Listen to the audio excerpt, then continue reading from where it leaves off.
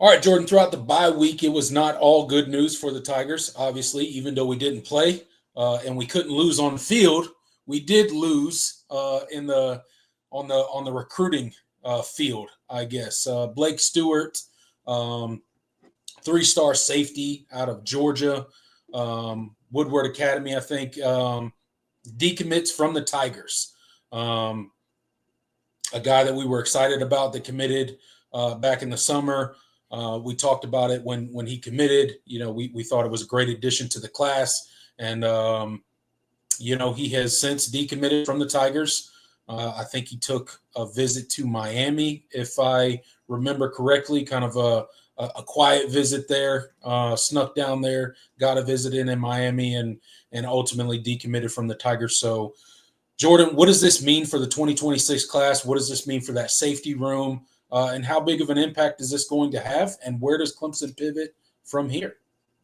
Yeah, Blake is a kid that we've talked about extensively.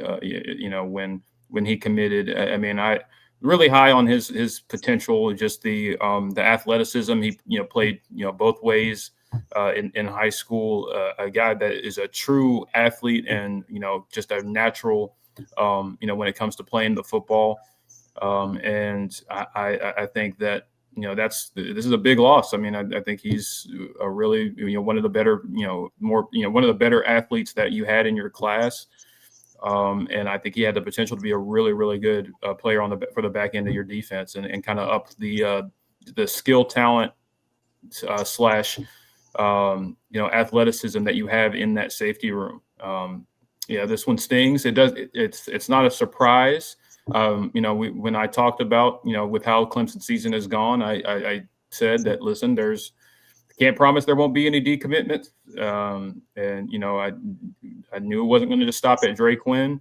And he was certainly one that, we were keeping an eye on because, even after his commitment and honestly, even before the season, there were still flirtations with Miami and Michigan and Georgia. He drew some interest there for a little bit. He was going to be tough to hold on to him.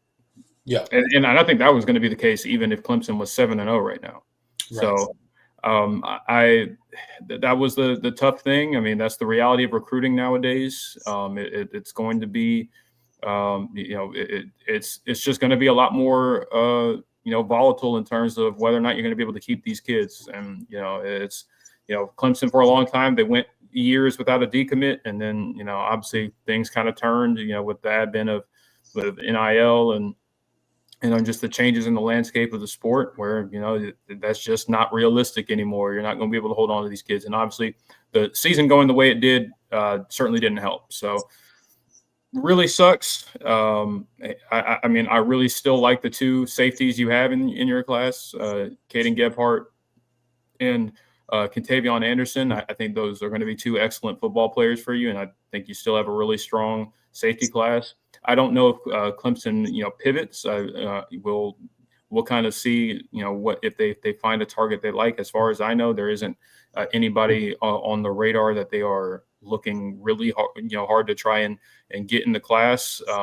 I do think I will say in regards to Polo and Caden, I think those two are pretty locked in. I'm not too worried about those two decommitting or flirting anywhere else.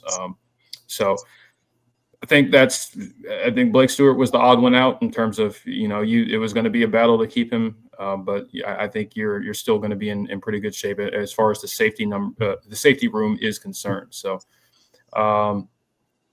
Again, really tough loss. I can't really sugarcoat it. I really liked him as a football player, and it's not. And I think he's still going to be a really good football player. It's just not going to be for Clemson, and that's the reality of recruiting nowadays.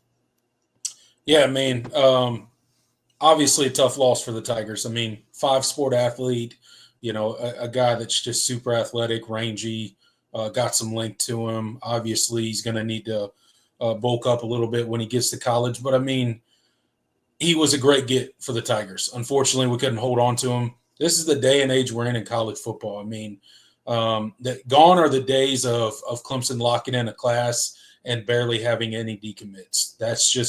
It's a thing of the past with NIL and so much money being thrown around and the tampering that goes on and just, all the stuff that has changed in kind of 5 short years of college football just makes it extremely difficult to hold on to a class and not have multiple decommits every single class. And I think this is going to become the norm, not just for Clemson, but really every team around the country. This is just kind of how recruiting is going to work, and you're going to take your hits, and all you can hope for is that you win more than you lose when it comes to the recruiting trail. But gone are the days of Clemson locking in a class and having essentially no decommits of note. So that's kind of where we are in recruiting, and Blake Stewart is a big miss, but I think ultimately Clemson will pivot, and that safety room will stay in good hands. But it wasn't all bad news, Jordan. Along the recruiting trail, obviously with losses there are gains, and we picked up another big recruit this past week in Braden Riley, offensive commit, locking it in with the Tigers. So your thoughts? Excuse me, not offensive, linebacker commit. Linebacker, yeah. 6'3". I was gonna let you play it out. It's been a long day, people. Yeah. I'll get it out, but out of Cincinnati, Ohio, big commitment for the Tigers. 3-star.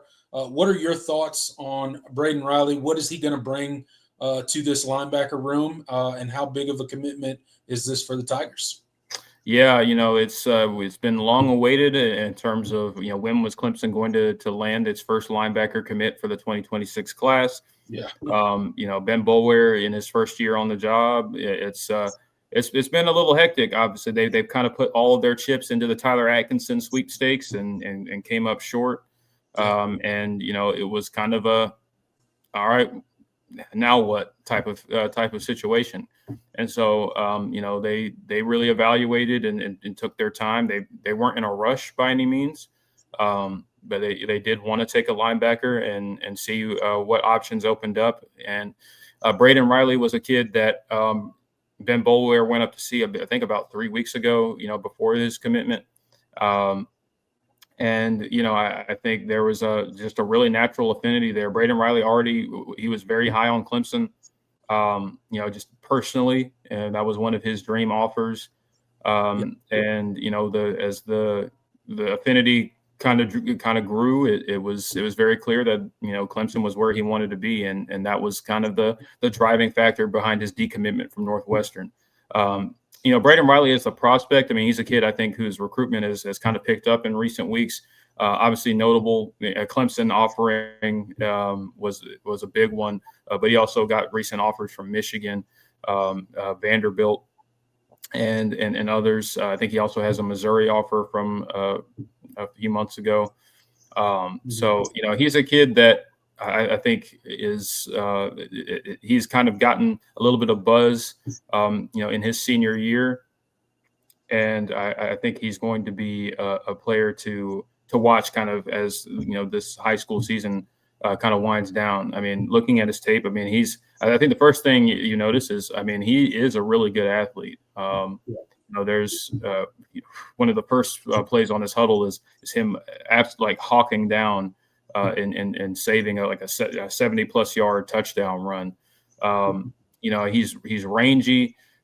He's very much a football guy when you watch him, and I think that's kind of what drew Clemson to him. That they like that in their linebackers, and I think that it's going to be a pretty natural fit, I think, and I'm excited to see kind of what he kind of develops into, because I still think he's kind of scratching the surface of where he could be. But the raw tools, I think, are there to be a really talented linebacker. So I don't mind this take at all.